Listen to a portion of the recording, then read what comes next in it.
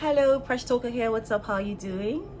So I know it's been a long time since I've come on here to share anything personal, but I thought that it would be a great idea to come and share this, especially because I feel that whatever happens in my life happens for a purpose, and if there is someone who can live better because or as a result of my experience, right, then why not? Like if I find out the formula for BODMAS, or for some mathematical equation, for instance, why do you need to go and find it again? Why not use the formulas that have worked, to go through yours? So this is more a piece for encouragement, right, than anything else. And I must state that I'm not sharing this from a place of pain at all, or like confusion or any of that sort. I'm at a place in my life where I need to be right now, but I thought to share like the journey with you so you understand exactly how this thing works. Okay, now for those of you who have no idea, or who find the idea of an identity crisis strange, I'm gonna just read to you something I wrote down here. And I said, an identity crisis is a period of uncertainty and confusion in which a person's sense of identity becomes insecure, typically due to a change in their expected aim or role in a society. Now, if that sounds like big grammar, for me, it was basically a time in my life where I was confused as to who I really was, what my path was, what my purpose was on earth, if I was on the right track, if I was making a mistake or anything like that. So, I was in that space for like a really long time, especially after the Ultimate Love show. And it was only in recent times, while I was processing the thought, that it came to me that this actually started, from the moment that I decided to go for the show. Because I was excited about it when I heard about the show. I'm like, oh wow, this is a good one. I love the screens. Like, I come alive in front of a camera. And so it was such an amazing thing for me. I'm like, oh, this is nice. And it's not, raunchy or ratchet or anything like that. It is just an amazing show. And you probably get to find love while you're at it, And that was really exciting for me. But when I realized that it was a big deal was when I could not tell like my accountability partners about it. Those who hold me accountable and those who I look up to for advice and all of that. I couldn't exactly discuss it with them because somewhere in my head, I felt like I already knew what they were going to say. And so I finally mustered up the courage to tell them about it. And when I did tell them, exactly what I thought they were going to say was what they still said to me. And they're like, oh, Presh, I don't think that this is your thing. I feel like, you probably might not be able to handle like, not handle, just that it's not your space. Basically, like, what is the purpose in this for you? Like, what do you want to impact lives, you want to make lives better, you want to be influential, which is very important to me. So how does this fit into like your life's goals? And I'm like, yeah, whatever, like, we must be adventurous once in a while, we must go out there. But even then I knew that something was off. So that was like the first that was where the confusion started for me. And so the next phase was when my values got shaken, when I had to start to fight my values. That's another point where I realized that this is actually crazy. Now, at the time before we went on the show, I was on set for Faster Shudder, right? And I was the host. I was supposed to be there for 3 months. 2 months into the show, Ultimate Love called me, and I was going to go on the show. It is a no-brainer for me, right, to decide whether or not I'm going to go on a show like that and leave what I'm already doing behind. Anybody who knew me would have said Presh would not abandon this show to go on another show, because she has given her word. That's the kind of person I am. If I say I'm going to do something, I'm going to go through with it, irrespective of whatever challenges are there. And so that was another turning point for me. And I'm really thankful to like the organizer, Shadams, because he was so understanding and he didn't guilt trip me, which I wish he might have done. But yeah, I dumped the show that I was already working on, had been paid for, to go for Ultimate Love, because I'm thinking, oh, it's a bigger platform, it's just an opportunity you don't want to miss out on, right? And that was 2. And then I went on the show, and literally everything that I've worked for, everything that I've built, everything that that makes me who I am was shaking on that show, because I went into a space, that I was unprepared for.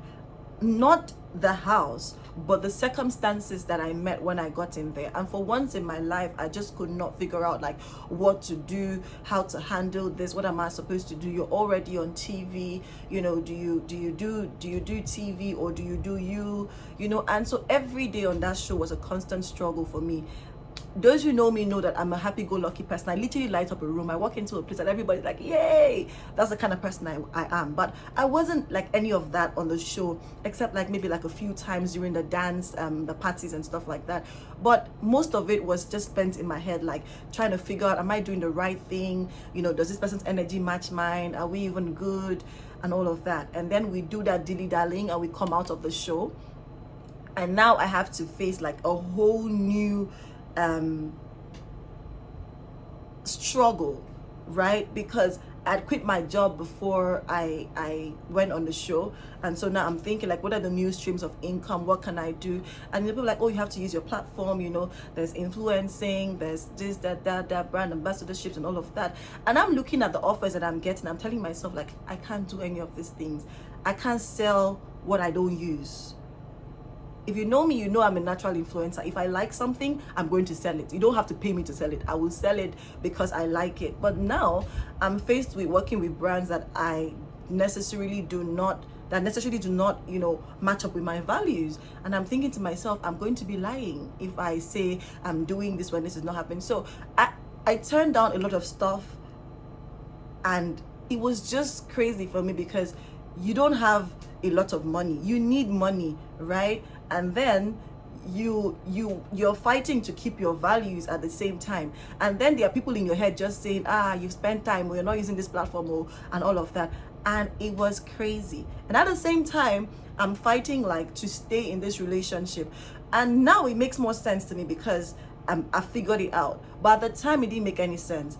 At that time, it was for me a point to prove myself, because I tried to convince all my family and friends and those who are dear to me that, you know what, irrespective of what you think about this relationship and all your doubts, we can work this through. Like, this can happen, and I was just fighting like in every way I could to make it work. But it was literally like this, because me and this person were like worlds apart. Our values don't align, our visions don't align, and so we're having like constant quarrels. I feel like in those 2 months after the show, I quarreled more than I've ever quarreled like in my whole entire life. And I'm asking myself, like, who are you again, Presh? Like, what do you even stand for? And I'm trying to do all of that and figure out like the things I used to do before the show. Before the show, I had like a teenage mentorship program I was doing, just to mentor young girls to be more confident on sexual purity and all of that. And everything was just upside down, because I really did not even know who I was anymore, what was okay for me. I was getting advice from left, right, and center. This mother figure is saying this other person is saying this. I don't want to disrespect anybody. I don't want to hurt my fans. I don't want to, Lord, it was a lot. And every day I'm telling myself, you can do this, but I did not even know what I was doing. And I came to a point where I said, Presh, this is not you are struggling, which is like a phase that you must come to, the phase of realization, like, I am messing up, something is going wrong, right? I came to that phase and I told myself, what do I need to do, right? And I started to try to retrace. The first point of call for me was to go back home. Going back home for me was the first point of call, because at home, I'm reminded of who I am. I'm reminded of the values that make me me. I'm reminded of why I even started off on this journey. I'm reminded of where I started from, right? And so I needed to go home and listen to counsel that was not watered down, counsel that was true, strong, even if it will hurt, right? Which is what my parents gave me, my siblings. And so that was like the first turning point for me. Now, I had to go back to church. Now, being a worker in church and not telling my people in church that I was going for the show was like one of the shittiest things I'd ever done in my entire life. Like, who does that? And so when I went back and I met my pastor, I said, I messed up. I know. I didn't go about things the right way. I was just confused, and I was unsure and uncertain about a lot of things. And he said to me, Presh, what you are looking for outside there is right here in Christ, is right here in God. And the more you spread your nets or your wing or whatever, flying without focus, the more time you lose. You need focus. You need to be here. You need to be with God in your ear saying, this is the way, walk in it. That is the only way you can make it. And that was like the next turning point for me, like coming back to the church, coming back to the fold. It was like that advice, that welcoming home was more to me than anything else. And I just started to visualize what it was I wanted, what it is I want out of life. And so I started to write what makes me happy, because in this moment I realized that all of the glitz and glam really did not matter to me. I don't care for it, to be honest. The things that mattered to me the most were stories with Presh Talker. When I would put up a video and someone would send me a DM and say things like, oh, you know what, I was inspired by that, I was down and I listened to you and I feel better now. And all of those things, anything that lifted somebody else up, made them smile, made them feel more confident about themselves, made them made them better, were the things that made me happy. I didn't care for who cared if I was a pretty girl or I was a curvy girl or if I was getting an endorsement. I didn't care for any of that. It didn't matter to me. In all of those moments, I had no peace. My peace, the little peace I had, just came from the little influence I could give based off of my values. All right. And so I came back to that. I'm telling myself, Presh, you want to do things that help people. You want to help uplift people. You want to help make lives better. Those are the things that matter to you more than anything else. And so I'm going back, right, and telling myself, what are the things I can do in line with this? Plus, you need to make money in a way that gives you peace. What am I passionate about? How do I align? And I started going back and talking to the people that I was, talking to before. And I set up my company. And then I started my business. I've set up a business, which I'll let you know about in a bit, in a very short while. And I've never felt as much peace as I feel now, right? In all of my life. And that is because for once in my life, again, I'm on track. I'm focused. I know where it is I'm going. Okay. And this required me to take a break. Like I'm literally saying, I don't care to post anything on social media. I don't care whose ox is gone. I don't care who unfollows me or doesn't love me anymore. I just need to be sane for me to give back to the world. Okay. And for me, I'm saying that having an identity crisis, right, could be a blessing in disguise or a curse. It depends on how you follow it. For those of you who would admit that you're in a place of confusion and try to figure it out and make the most out of it, you would see that it's a blessing. For those of you who want to live in denial, right, you probably would be that way for a very long time in your life and you would never move forward. Okay, so all in all, I'm trying to say that having an identity crisis is not a crime in itself, right? It's not a bad thing. It all depends on how you want to work it, okay? And again, I said I worked through it by going back, right, to where I started from, aligning my vision again, finding out the things that mattered most to me, and going back on that track. It made me lose a lot of things. I lost some money. I lost some jobs I could have been doing.